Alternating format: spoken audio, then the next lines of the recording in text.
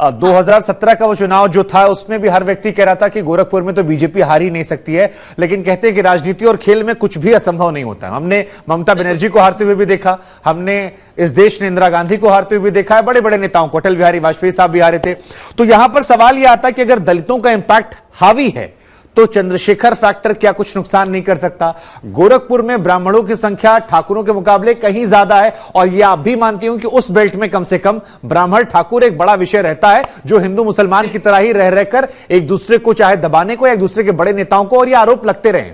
तो ऐसे में कई फैक्टर्स हैं, ये नुकसान क्या नहीं पहुंचा सकते? वो भी तब जब सिटिंग विधायक का टिकट कटा हुआ है, पूर्व भाजपा के ही नेता थे जिनकी पत्नी चुनाव सामने लड़ रही है। ऐसे में कई फैक्टर्स मुझे नजर आ रहे हैं।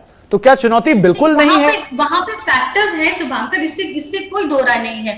एक तो शुभावती शुक्ला जी हैं जो कि बीजेपी ही की ही थी, अब उनके पति के देहांत के बाद वो लड़ रही हैं, और वो क्यों लड़ रही है, वो ब्राह्मण और ठाकुरों का वो। लेकिन ये कोई नई बात नहीं है गोरखपुर की राजनीति में और गोरखपुर के आसपास की सीटों के जितनी राजनीति में, ये सब तो चलता रहता है। उसके बावजूद हर बार जो भाजपा का उस पे एक वर्चस्व है वो बना हुआ है। और इस बार जैसे कि आपने खुद ही बोल दिया कि बाईपोल्स में तो निषाद पार्टी के कैंडिडेट जीते थे, लेकिन और आज जब निषाद पार्टी के जो संविधान खुद ही भाजपा के साथ है, तो वो गठबंधन को और भी मजबूत करता है। तो मुझे इसमें बिल्कुल भी नहीं दिखता कि नहीं, लेकिन मैम तब राजभर जी कहते हैं कि देखिए जो थोड़ा बहुत वोट पाए थे वो हमारी वजह से पाए थे।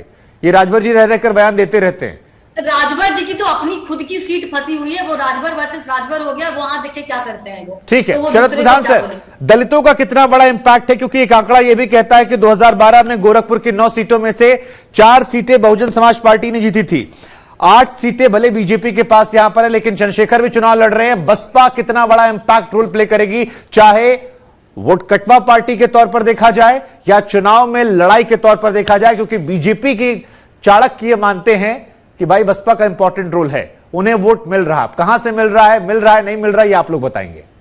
नहीं, देखिए उसको वोट जरूर मिल रहा है। क्यों? इस वाले फेज में भी 2017 में 4 सीटें बसपा के पास थी, 46 बीजेपी ने जीती थी और 2 उनके सहयोगी पार्टीज को मिली थी।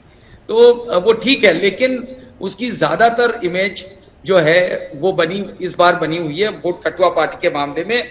और जब अमित शाह जैसे गद्दावी बीजेपी के नेता ने ये कह दिया कि भाजपा को भी वोट मिल रहा है, तो उससे ये बात और पुख्ता हो गई कि बसपा का असली रोल क्या है, कि वो बीजेपी की वाकई में बी टीम है।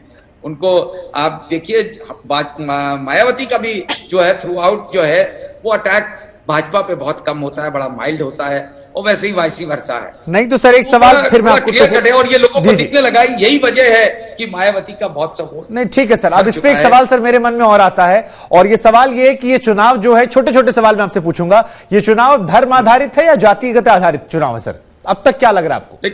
नहीं, देखिए ये इसमें दोनों फैक्टर्स, लेकिन इस एरिया में ये जाति बहुत ज्यादा फाइनर रोल प्ले करेगी और उसमें नॉन यादव ओबीसी का रोल बहुत ज्यादा रहेगा।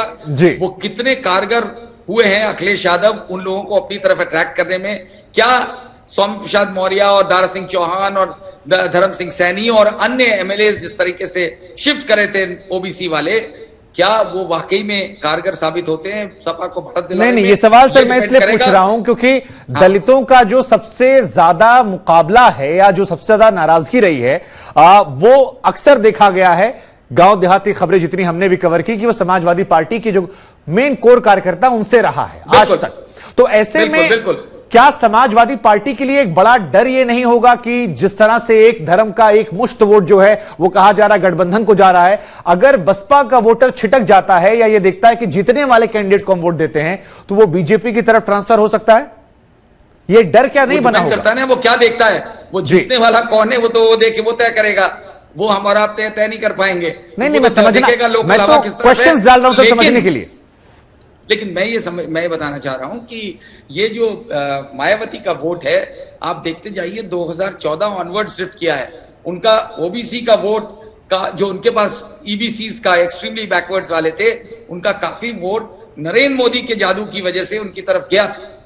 वो वोट फिर से खिसकने लगा है और जा रहा है उसमें से। ये ठीक है कि दलितों में जो जातिय वोट है वो तो नहीं जाएगा, वो मायावती के साथ रहेगा, लेकिन इस बार ये देखने में आया, ये माना जा रहा है कि पासीज जो कि नंबर 2 संख्या है जिनकी दलितों में, वो उसकी एक बड़ा चंक वो समाजवादी पार्टी में जा रहा है। जी। ये आपके कहना सही है कि ट्रेडिशनली वो जो आतंकित होते हैं वो ज्यादा इनसे होते हैं, या ठाकुरों के बाद अगर वो आतंकित होते हैं तो यादवों से होते हैं जी। तो इस वजह से कम। लेकिन ये वोट डिवाइड हो रहा है और ये लोकल लेवल पे अलग अलग जगह जाएगा, और यहां तक कि जो लाभार्थियों वाला फैक्टर है उसमें भी जातिगत तरीके से डिवाइड